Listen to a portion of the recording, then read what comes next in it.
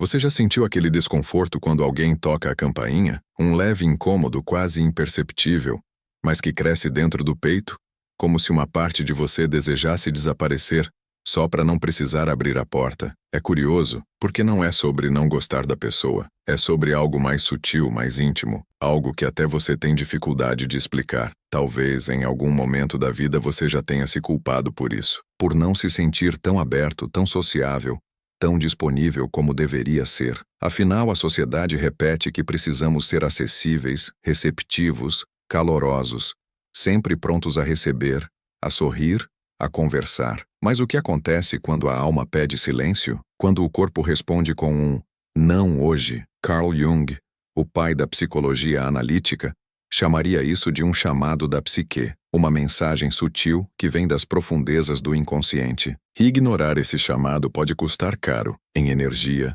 em autenticidade, em paz, porque por trás dessa sensação de não querer receber visitas, existe uma força psíquica antiga, um movimento interno em direção à integração. Não é fuga, nem desinteresse. É o inconsciente tentando restaurar o equilíbrio entre o mundo externo e o interno, entre o barulho e o silêncio, entre o eu social e o eu verdadeiro. Jung dizia que toda alma tem ciclos. Existem momentos em que precisamos do outro, e momentos em que precisamos de nós. Mas o mundo moderno nos ensinou a temer o segundo, nos treinou para achar que solidão é fracasso, que estar só é sinal de fraqueza, e assim, fomos nos afastando da própria natureza da alma, o movimento de recolhimento. Se você sente desconforto quando alguém aparece de surpresa, não é porque você é frio, antipático ou insensível. É porque, em algum nível, o seu inconsciente entende que aquela visita, por mais bem intencionada que seja, invade o seu templo interno, aquele espaço sagrado que existe entre o pensar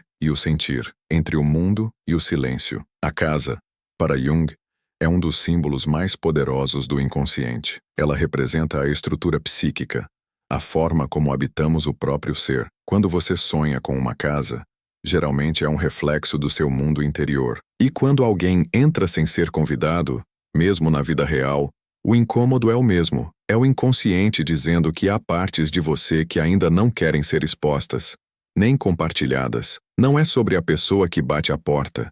É sobre o que a sua alma está guardando lá dentro. Jung via o ser humano como um sistema de forças em constante diálogo. De um lado, a persona, a máscara social, o papel que usamos para funcionar no mundo. De outro, a sombra, tudo o que reprimimos, escondemos ou ainda não aceitamos em nós. E é nesse espaço de conflito que nasce o cansaço social, porque cada encontro exige energia, exige adaptação, exige vestir a persona, ainda que por poucos minutos. E quando a alma está em processo de autoconhecimento, esse esforço se torna mais pesado do que prazeroso. É por isso que às vezes você quer apenas estar sozinho, em silêncio, sem ninguém te observando. Não é arrogância, é cura. Na psicologia analítica, isso tem um nome: processo de individuação. É o caminho pelo qual o ser humano busca se tornar quem realmente é, integrando todas as partes que foram negadas. Mas para isso, é preciso mergulhar dentro, e ninguém mergulha em águas profundas enquanto tenta agradar visitantes na superfície.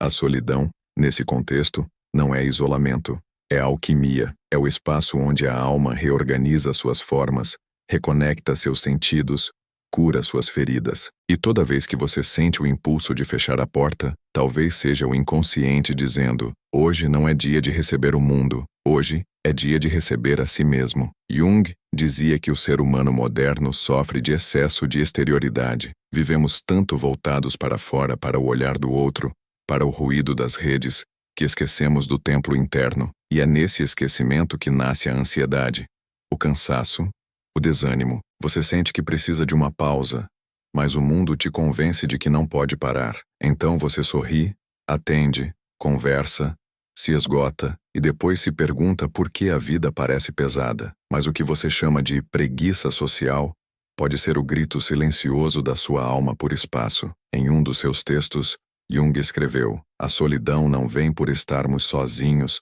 mas por não sermos capazes de comunicar as coisas que são importantes para nós. E é exatamente isso. Você pode estar cercado de gente e ainda assim se sentir completamente só, porque estar acompanhado não é o mesmo que estar compreendido. E às vezes, quando você fecha a porta para o mundo, o que está tentando fazer é criar um espaço onde finalmente possa se escutar, onde a alma possa sussurrar o que o barulho do cotidiano abafa. Mas há algo mais profundo nisso. Por trás da necessidade de estar só, há um arquétipo antigo que vive em cada um de nós, o eremita. Na linguagem simbólica de Jung, o eremita representa o espírito do recolhimento, o buscador da verdade interior. Ele não rejeita o mundo, apenas entende que o silêncio é o caminho para compreendê-lo. Quando você sente vontade de ficar sozinho, é esse arquétipo despertando em você, não como fuga, mas como jornada, não como indiferença, mas como sabedoria. É o mesmo impulso que levou monges a se retirarem para montanhas,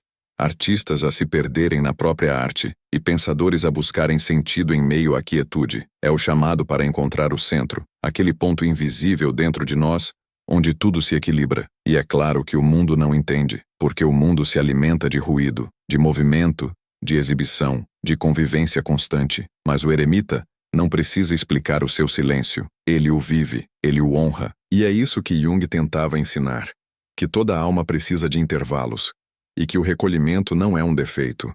É uma necessidade biológica e espiritual. Talvez o seu incômodo em receber visitas não seja uma recusa ao outro, mas uma reconexão com o seu próprio ritmo. Talvez você esteja finalmente ouvindo aquilo que passou anos tentando ignorar. A necessidade de voltar para casa. Não a casa de tijolos e paredes, mas a casa simbólica da alma. O lugar onde você pode ser inteiro, sem máscaras, sem expectativas, sem a obrigação de agradar. E, ironicamente, é nesse espaço de solitude que nasce a verdadeira empatia, porque só quem aprende a estar em paz consigo mesmo pode estar verdadeiramente presente para o outro. A diferença é que agora você oferece a presença por escolha, não por obrigação. Você compartilha porque transborda, não porque precisa preencher um vazio. E quando isso acontece, as conexões humanas se tornam mais puras, mais sinceras, mais leves. Jung dizia que a individuação é um processo que exige coragem, porque requer enfrentar o vazio. E o vazio,